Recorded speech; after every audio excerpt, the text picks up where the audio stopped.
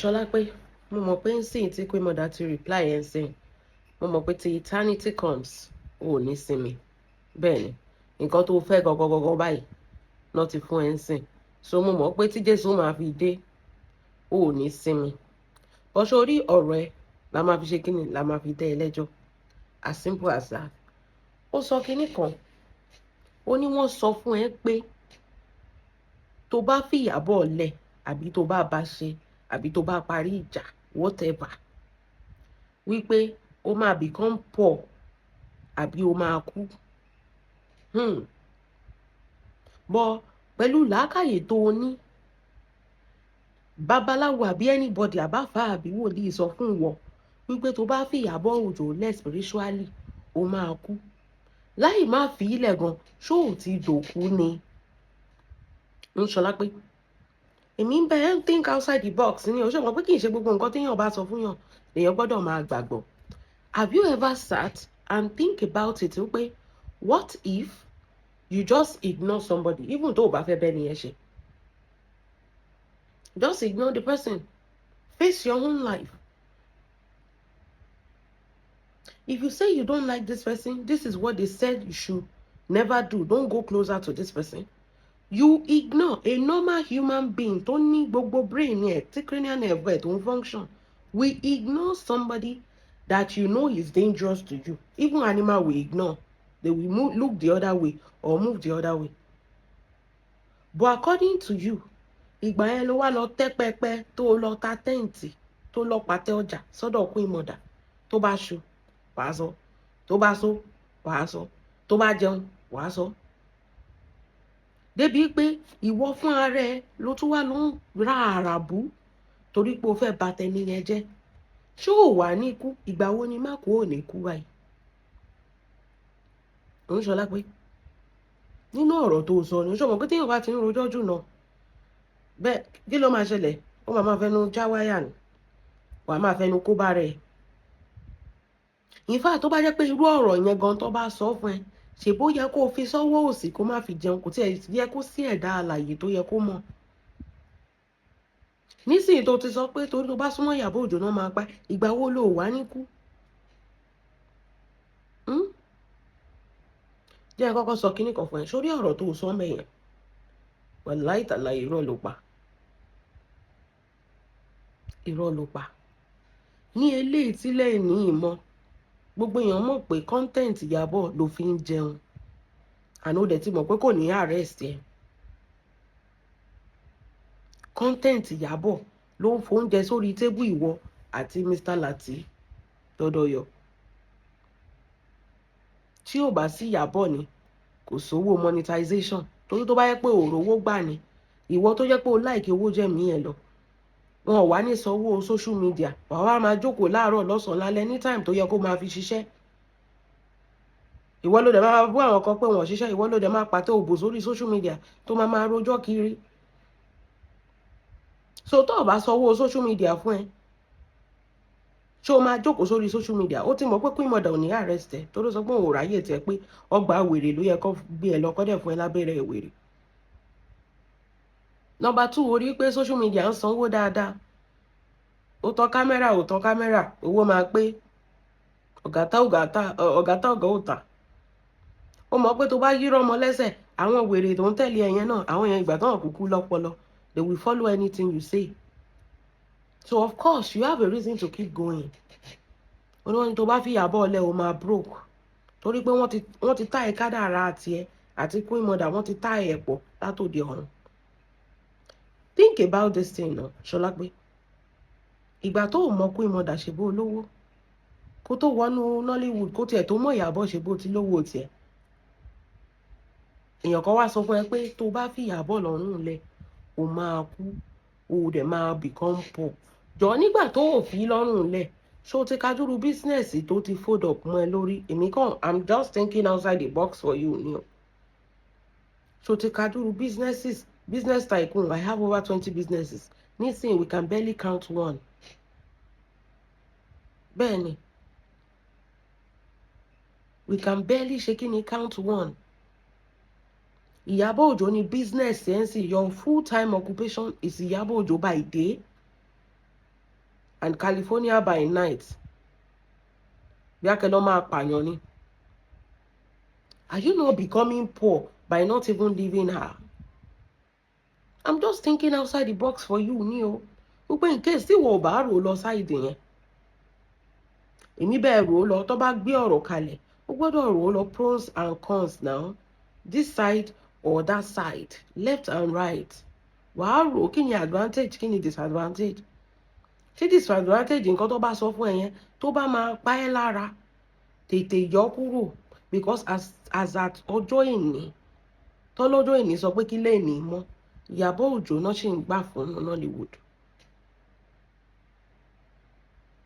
Wèrè tó wá sọ fún ẹ, ó yẹ kó o gbébọn lọ bẹ́ni tó sọ fún ẹ pé Ìyábọ̀ ló máa keep ẹ poor, torí ẹni yẹn ò lè rọ́ ọ̀kan. As at 2026 nínú Nollywood, Ìyábọ̀ náà ṣì ń gbà fún, nínú socialite Ìyábọ̀ náà ṣì ń gbà fún. And tó bá yẹ pé ẹni yẹn ò gbé fún ẹ, ìyẹn tó máa tẹ̀ gbé nǹkan kan fún ẹ, tí ìwọ náà ò gbà á jẹ, ìwọ náà máa wà nínú kílíìkì wọn lénìí. Ìwọ ló máa taṣọ tó máa ọ̀dọ̀ ẹ̀ wò, wàá ti taṣọ dànù, wàá ti talẹ̀ dànù, torí wọ́n máa recommend ẹ fúnra wọn ní fáwọn fans wọn fún gbogbo ẹ̀ ni. If Ìyábọ̀ was in your life today, think about it. 6 years ago compared to today, did you even think? Torí mo ń gbọ́ pònú kan tó ń sọ pé yẹn Tọ́lání náà ni Lizzy ló jẹ́ káwọn ọmọ Ìyábọ̀. Mo rí mọ̀mọ́ Ajóbíewé náà, ìyẹn náà sọ pé tí ò bá ṣe Lizzy kò sẹ́nibọ̀dì tó mọ̀ Ìyábọ̀. Ṣé ẹjọ́ ń ṣi èrè papọ̀ ni? Ta ni ò mọ̀ Ìyábọ̀ Òjó kí Lizzy tó wá bẹ̀rẹ̀ wọ́nranwọ̀nran yìí? Sherry, it's easy for all these nuisance to talk because number one, when the word is not coming, tó bá jọ ń ṣe, ṣé ti understand? Wọn ò ní sọ̀rọ̀ nǹkan bẹ́ẹ̀ yẹn. Tó bá jọ ń bára wọn ṣe, when the going is good, màmá ò ní sọ̀rọ̀ nǹkan bẹ́ẹ̀ yẹn. Tọ́lá ní ọ̀rẹ́ Dọ́lá ò ní sọ̀rọ̀ nǹkan bẹ́ẹ̀ yẹn.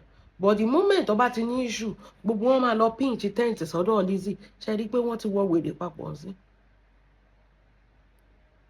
Ṣé Ìyábọ̀ ò ti máa ṣe show, kò ti máa ṣe film kí Lizzy gan tó dénú Nollywood?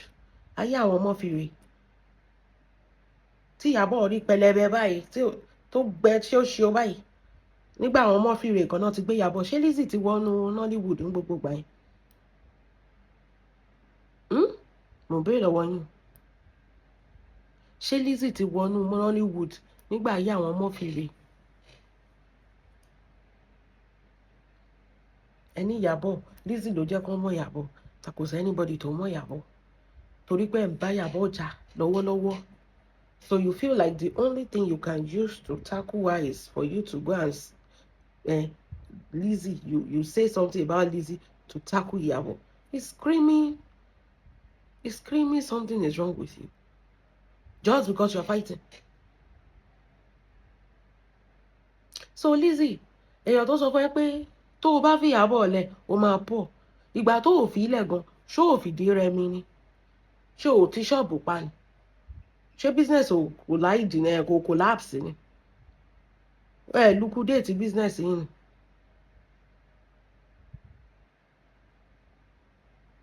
Engineer láti ká lọ tí ẹ ò parun lójijì ni? Olú aṣọ ń gbàǹjo ni?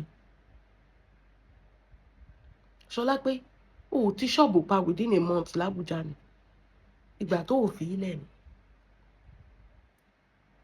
Ọ̀rọ̀ ẹ la fi ń dẹ ẹlẹ́jọ́ o, kì í ṣe pé anybody wá fún ẹ o. Tún máa wí, ó ní Ìyábọ̀ has done several evil to several people. Ṣé ìbéèrè ò fàjà? Ìjọba wa kó àwọn èèyàn yẹn jáde. The evil she has done to several people, kó àwọn èèyàn yẹn jáde. As simple as that. Let the people come and use their mouth to talk. Wípé nǹkan báyìí ni Queen Mother ṣe sáwọn. Even was at lọ́jọ́ ìní, Queen Mother ò ṣe nǹkan kan fún ẹ. Bẹ́ẹ̀ ni, kò ṣẹ́. Content ẹ̀ ló ṣe ní Canada tó lọ han mú bẹ́ẹ̀, tó sọ pé wọ́n ló ń bá wí, kò porúkọ ẹ̀, kò wá fún ẹ, kò sọ̀rọ̀ sí ẹ ó mímíkì ni ó tún sọ pé ẹ̀yin ará Facebook wàhálà yín pọ̀ heartbeat bra ní ìmọ̀ nǹkan tó kàn ẹ̀ mẹ́ tó lọ lè bá tó lè mú kò ṣẹ́ as of today torí ẹ̀ ló ṣe ń pe Àdàbí more than 1 billion times tí ò jẹ́ ẹ torí ó mọ̀ pé Ìyábọ̀ ò ṣe nǹkan kan fún ẹ lẹ́yìn ìgbà yẹn ló máa bẹ̀rẹ̀ sí ń búlì Ìyábọ̀ even on this social media a mọ̀ pé ìwọ gangan ló ṣe Ìyábọ̀ oní gbogbo àwọn tó ti súnmọ́ Ìyábọ̀ oníkọ́yọ̀ wo láìpẹ́ wọn ti bà tiwọn jẹ́ ìyàwó alámọ̀ pé gbogbo èèyàn tó súnmọ́ ẹ ó bà tiwọn jẹ́ last ní lórí social media gbogbo nǹkan tó ń sọ pé Ìyábọ̀ ń ṣe ìwọ gangan ló ń ṣe ò ní nǹkan tó ṣe fún sísá Tọ́pẹ́ Àlàbí ó máa fẹ́ mú King Saheed Òṣùpá sẹ́nu lẹ́yìn ọjọ́ mẹ́ta ìwọ gan mọ̀ pé ó lè lọ ìrìn àjò àrè má bọ̀ ló lè jẹ́ fún ẹ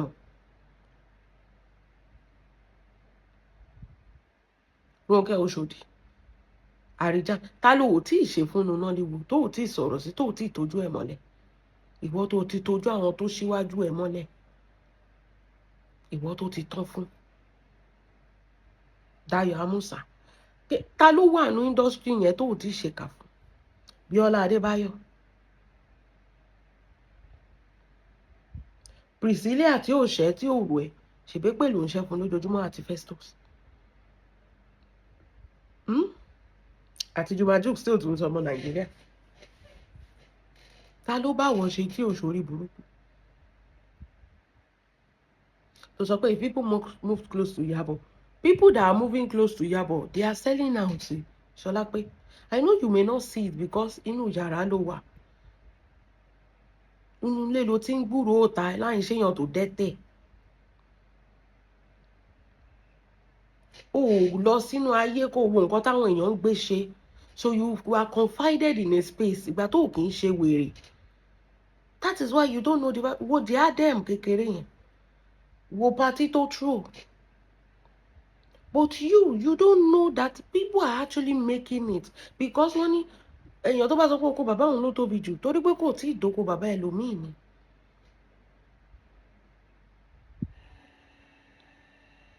torí pé kò tí ì dóko bàbá ẹlòmíì ni tó bá jẹ́ pé o ti jáde o rí nǹkan tó ń ṣẹlẹ̀ ìwọ fún ara ẹ wàá sọ pé wàá sọ wàá ní kó ìmọ̀dà mi ìmọ̀pọ̀ tó báyìí ni ibo ọ̀dọ̀ bílóníà ò máa rí ń bẹ̀ ṣùgbọ́n àrí kó ìmọ̀dà lọ́dọ̀ Ṣadé Ọkọ̀yà mọ́ abúdù ọ̀dọ̀ Tani Ìtagíwá ọ̀dọ̀ Tálà àti kí n rí kú ìmọ̀dà a tún rí pẹ̀lú ọmọ pẹ̀sìdò táwọn èèyàn bẹ́yẹn èèyàn jankan Sàláwà Àbẹ̀ní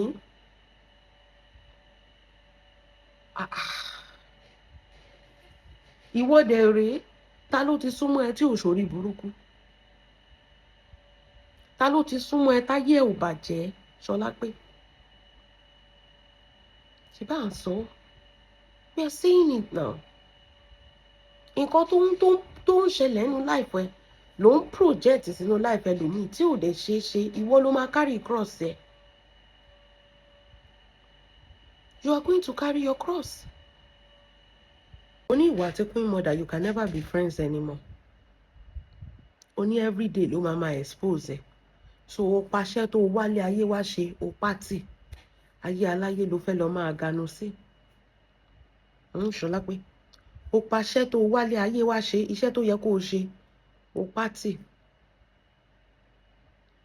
ayé aláyé ló sọ pé o fẹ́ fi ṣe kínní o fẹ́ fi ṣiṣẹ́ ṣe your full-time occupation is Ìyábọ̀ Òjó. Think about it for a second. Ṣé for the rest of your life ló fẹ́ máa ṣe ẹ̀sìn tó fẹ́ máa ṣorí burúkú yìí dá? At the end of the day, you are not helping anybody. We are not complaining to you that we are tired of Queen Mother. She's doing well in life. But because you feel like, ó fẹ́ máa ṣèkà kiri. Kì í ṣe gbogbo èèyàn ló máa nífẹ̀ẹ́ èèyàn. Bí very dark man ṣe wà yẹn kì í ṣe gbogbo èèyàn ló nífẹ̀ẹ́. And it's fine. Bí Ìyábọ̀ ṣe wà yẹn kì í ṣe gbogbo èèyàn ló nífẹ̀ẹ́. And it's okay. But ìwọ kọ́ ló máa sọ fún wa pé we are not supposed to get close to Queen Mother. Mo ti ẹ̀ṣẹ̀ rí fresh restaurant yẹn. Ọjọ́ tí bá lọ Naija, máa dé bẹ́ẹ̀ báyìí máa múyàn jẹ ni. We are going to associate with her because the things we know about Queen Mother, tá a mọ̀ lórí social media, ìjà èèyàn gan ló ń gbé e. She fights for what is right. You don't fight for anything. Ìwọ tó lọ gbọ́kọ ọlọ́kọ tó fẹ́ pàyàwó tó fẹ́ pa àwọn ọmọ. Ìwọ tó jẹ́ pé gbogbo ẹgbẹ́ inú Nollywood, gbogbo àṣírí wọn pátápátá ló wá ń tú síta. Sí ara Ìyábọ̀ Òjó náà tó nìyẹn. Ìwọ tó jẹ́ pé ọmọ àkọ́kọ́ lórí social media ìpè ló ń ṣẹ́ fún. Ìwọ tó jẹ́ pé kò sẹ́nibọ̀dì tó tara ẹ̀ dìde, including your workers. Gbogbo wọn ló ti lo kádàrá wọn, ló ti lo àìsíkí wọn, ló ti lo gbogbo nǹkan. Tala máa tẹ̀lé, if you look at it yourself, ó rí pé ìwọ gan tẹ̀lé Ìyábọ̀ Òjó ni. You go follow her till kingdom come. You must keep up with Ìyábọ̀ Òjó. You must keep up with her. You must compete with her because you know if you don't call her out, if you don't compete about her, if you don't compete with her, if you don't talk about her, if you don't say so for her, you no go make her. Ìyábọ̀ Òjó gan ló ń fún ẹ ní relevance, or else can you talk about, you build your own niche about Ìyábọ̀ Òjó, and you are now telling us that you cannot leave her alone. Of course, tó bá fi ọ̀rọ̀ Ìyábọ̀ sílẹ̀ lẹ́nìí, tó bá bẹ̀rẹ̀ another show, kò sẹ́nibọ̀dì tó máa wẹ̀, kó máa polówó California Hellfire Gate yẹn gan, kò sẹ́nibọ̀dì tó máa rà. You know that the only niche that can pay you on this social media is the niche you've created. It's Ìyábọ̀ Òjó, òun ló ń feed yẹn. That is why every time you máa ń ra àràbù. Torí pé o mọ̀ pé without her, you are nobody. Nobody is going to listen to you. Nobody is going to watch you. Nobody is going to... Bó ṣe rí nìyẹn now. People already count you as a nuisance. Your niche is Ìyábọ̀ Òjó. Your occupation is Ìyábọ̀ Òjó. She's the one feeding you. And since she already said she's not taking you to court. So of course, you're going to continue to... Ọjà ò tà mọ́ náà, tọ́jà bá tà ò ní wá pàtẹ wèrè sórí social media. Tí gbogbo business ọba ti lucrative, ó lè pàtẹ wèrè sórí social media, Ṣọlá pé. You are here by force. It's not by choice. Because kò sí nǹkan kan tó kù mọ́, gbogbo gbá ti run jẹ tán. No life, no connection. Kò séèyàn, kò sí customer, kò sérò, kò sọ́jà, kò sí nǹkan kan. Orúkọ gan ti bàjẹ́. Of course, you're going to talk about Ìyábọ̀ Òjó. Of course, you have to. Without her, kí ló máa fóúnjẹ sórí table ẹ kò sí now. You are not going to leave her. I don't even want you to leave her. Bẹ́ẹ̀ni, you should not leave her alone. Because ọjọ́ tó bá fi sílẹ̀, ikú dé nìyẹn. Ikú oró ló máa kú. Bó ṣe máa wà nulẹ̀ tó fi máa dẹ́tẹ̀ nìyẹn. Bẹ́ẹ̀ni. Orí iṣẹ́ tó máa jókòó sí nìyẹn, tó ò ní lè rìn, tó ò ní lè ṣe anything. Ìyábọ̀ dẹ̀ máa dán. Ó dẹ̀ máa ga, ó máa gánu ayé. Ẹ̀yin èèyàn ẹ má gbàgbé. Return of Arinzo is coming to United Kingdom. Get yourself ready. Bẹ́ẹ̀ni, wọ́n ṣe ń wò showing in Nigeria, all cinema.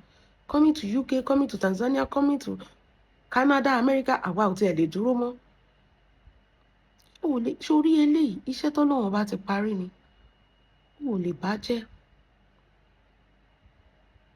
Iṣẹ́ t'Ọlọ́run bá ti ṣe kí ni tó ti parí ni. Queen Mother anytime, any day. Bẹ́ẹ̀ni, bó bá ṣe ń ṣe àwa gan wà ń bí láti máa ṣe kí ni, láti máa debunk ẹ. O rò páwa náà máa gbà ẹ́ láyè láti bá yé ẹ̀jẹ̀ ni? No. If you come 100 times, you will come 1 billion times to defend her. Bẹ́ẹ̀ni, ìyá wa ni, anytime, any day ni. She's our person. She fights for people.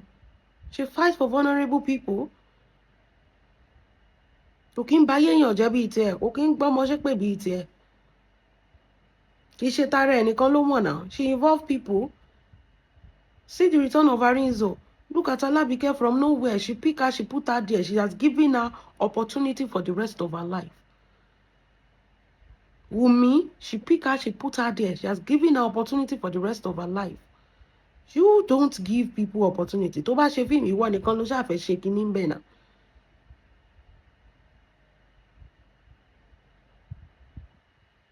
So we are going to defend her. We are going to stand by her. Tó bá máa kú ni kó kú. We don't care. Tó bá fẹ́ kú ni kó kú. If you are using 20 years, we are using 1 billion years. Bẹ́ẹ̀ ni. Bó bá ṣe ń fi Ìyábọ̀ make owó la máa fi ìyá alájẹ́ ẹ̀ náà make owó. Bẹ́ẹ̀ ni. You can't stop us. And we are not going to stop loving her. Orí pé ó wẹ̀yìn orí wa ni. Bẹ́ẹ̀ ni. The love is massive. He choke. Ìgan tó jẹ́ pé ìwọ gan lọ ganu sí return of Arinzo. He choke to the point of ìwọ gan polówó return of Arinzo dánwò, ó tún polówó gan jù wá lọ. Níbi tí love yẹn choke dé. Ó ní polówó báwo. Ìyábọ̀ Òjó náà ń sọ ọmọ tó ń sọ lọ́wọ́lọ́wọ́. So Ṣọlá pé àtiwọ́ àtèèyàn tó gbé fún ẹ pé kó máa sọ̀rọ̀ Ìyábọ̀ Òjó. Ẹ̀jọ̀ gbádùn papọ̀, ẹ̀jọ̀ ní ṣoríire papọ̀. Ó gbọ́dọ̀ máa sọ ó sì máa ṣe another film náà. Ó tún gbọ́dọ̀ gbé yẹn náà síta. Please, we need you. Má dákẹ́ advert o. Sórí pé advert ẹ̀ ń lọ, ó ń jẹ́ kí return of Arinzo lọ bẹ́ẹ̀ ni. A máa fowó ẹ̀, a máa fi polówó ọjà, a máa fi tajà, a máa fi ta fíìmù yẹn sold out. 10 billion la ṣe ń lọ. 10 billion la ṣe ń lọ. So, o ṣì níṣẹ́ tó fẹ́ ṣe dáadáa fún wa. Ṣùgbọ́n, má jẹ́ ó sú ẹ, má jẹ́ ó rẹ̀ ẹ́, o gbọ́dọ̀ sú ẹ, kò gbọ́dọ̀ rẹ̀ ẹ́. Ṣo ti gbọ́ mi ń sìn? Kò sí nǹkan tó lè sọ about that woman. We are not going to change our minds. At least one thing she knows that àwọn èèyàn mi, my people, they are there for you. My people, they are there for me. Tí bá wẹ̀yìn máa rí wọn, tí wọ́n bá wẹ̀yìn ṣé o máa rí anybody? Ṣé ìwọ lè dán gbogbo nǹkan tí Queen Mother dánwò yẹn, ṣé o lè dánwò? Ṣé o lè wẹ̀yìn sí kò rí anybody? Ìyàtọ̀ tó wà ń bẹ ni. Ṣé o rí? Soldier go, soldier come. Barrack remain the same. Queen Mother, we dey for you. Tó bá ń wẹ̀yìn báyìí, o máa rí wa ni. Bẹ́ẹ̀ ni, ó máa mọ̀ ṣe ń wájú ọmọ aráyé ni. Bẹ́ẹ̀ ni, ó máa ta àtàjèrè ni. Kò sí nǹkan tó bá dáwọ́lé, Ọlọ́run máa gbà fún ẹ ni, ó máa di ṣíṣe ni. Kó tó kanlẹ̀kùn, ó máa ṣí fún ẹ àti wá àti Priscilla àti Festus àti Jumaju àti Prince Rakim pẹ̀lú ògùn Ọlọ́run. Sórí bó ṣe ń ṣe ni kó máa ṣe o. Má yíwọ́ ẹ̀ padà. Bẹ́ẹ̀ ni, àwọn tó bá fẹ́ kú ni kán lọ lògùn wèrè, kán lọ gbabẹ́rẹ́ wèrè fún. Àwọn ọ̀rọ̀ anybody ń ṣẹ́. Bẹ́ẹ̀ ni, return of Arinzo ẹ̀yin èèyàn mi. Arinzo still showing. Ẹ má gbàgbé. You can watch it and rewatch it and rewatch it. Kò sí nǹkan tó fi ń ṣèyàn. Bẹ́ẹ̀ ni, it's called support.